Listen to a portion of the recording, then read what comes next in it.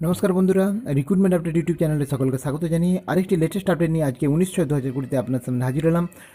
Online UDISE code বা online UDISE সম্পর্কে স্কুলের যে কাজ সে সম্পর্কে একটি গুরুত্বপূর্ণ খবর রয়েছে, যে কাজটা সমস্ত স্কুলকে করতেই হবে এরকমই একটা আভাস পাওয়া যাচ্ছে। তো সেই আভাসটা আমি সকলের সাথে শেয়ার করব। অনলাইন ইউডাইস বলতে অর্থাৎ প্রত্যেক স্কুলকে অর্থাৎ মানে স্কুলের বিভিন্ন যাবতীয় তথ্য সব কিন্তু ডিআই অফিস মারফত বা সর্বশিক্ষা মিশন, এখন সমগ্র শিক্ষা, এই সমগ্র শিক্ষা অফিসে গিয়ে জমা করতে হয়, যেটাকে ইউডাইস বলা হয়। ইউডাইস ফর্ম ফিল আপ করে স্কুলে আগে ম্যানুয়ালি ছিল, এখন ম্যানুয়াল প্লাস অনলাইন। তো এখন অনলাইনে ফর্ম ফিল আপ চলছে, এখন ইউডাইস এর ফর্ম ফিল আপ চলছে, এখনও চলছে। তো আপনারা যারা এখনও করেননি অবশ্যই করে নেবেন। তো ইউডাইস কোড অফলাইন বা ম্যানুয়ালি অনেক প্রত্যেক স্কুলকে প্রতি বছর পাঠাতে হয়।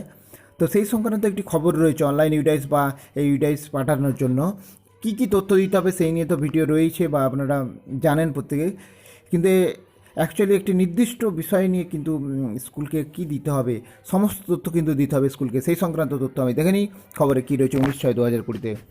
তার আগে বলি, চ্যানেলটা ভালো লাগলে অবশ্যই লাইক দেবেন, কমেন্ট দেবেন, আর যদি চ্যানেলটা এখনও সাবস্ক্রাইব করে না থাকেন প্লিজ সাবস্ক্রাইব করে নেবেন।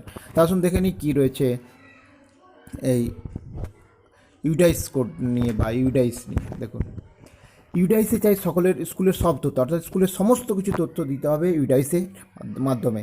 রাজ্যের স্কুলগুলির সব তথ্য unified district information system of education, unified district information system of education বা ইউডাইসে আপলোড করার সময় সমগ্র শিক্ষা অভিযানের জেলা শিক্ষা আধিকারিককে সব তথ্য খতিয়ে দেখে নিতে হবে। অর্থাৎ স্কুলগুলিকে সমস্ত কিছু, স্কুলের যাবতীয় তথ্য সব কিছু কিন্তু আপলোড করতে হবে এবং আপলোড করতে হবে বা তথ্য দিতে হবে, এবং জেলা শিক্ষা আধিকারিক সেই সব তথ্য খতিয়ে দেখে নিতে হবে। এবং এই মর্মে নির্দেশ দিয়ে জানানো হয়েছে যে স্কুল পড়ুয়া থেকে শিক্ষক সব ক্ষেত্রেই গত শিক্ষাবর্ষের তুলনায় সংখ্যা কমেছে না বেড়েছে, কোনো রকম পরিবর্তন হয়ে থাকলে কেন সেই পরিবর্তন, অর্থাৎ স্টুডেন্টের সংখ্যা যদি কমে যায় বা শিক্ষকের সংখ্যা যদি কমে যায় কেন কমে গেছে, বা অন্যান্য কিছু ফ্যাসিলিটি আগের বছর যেটা ছিল তার সাপেক্ষে এখন কি রয়েছে, এই সমস্ত কিছু তথ্য কিন্তু দিতে হবে। এবং কী পরিবর্তন হয়েছে, আগের বছর যে তথ্য দেওয়া হয়েছে তার সাপেক্ষে এবছরে কী পরিবর্তন হয়েছে এবং কেন, তার যথার্থ ব্যাখ্যা দিতে হবে।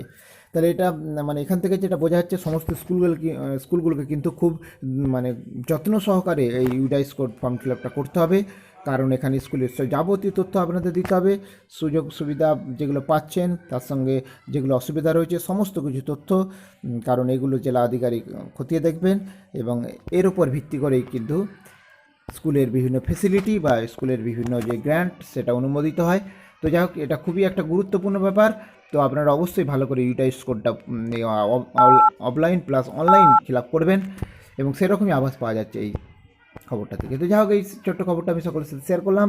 ভিডিও ভালো লাগলে অবশ্যই লাইক দেবেন, কমেন্ট দেবেন, আর যদি চ্যানেলটা এখনও সাবস্ক্রাইব করে না থাকেন প্লিজ সাবস্ক্রাইব করে নেবেন। ধন্যবাদ ভিডিওটি দেখার জন্য। ফিরে আসছি পরের আপডেট নিয়ে।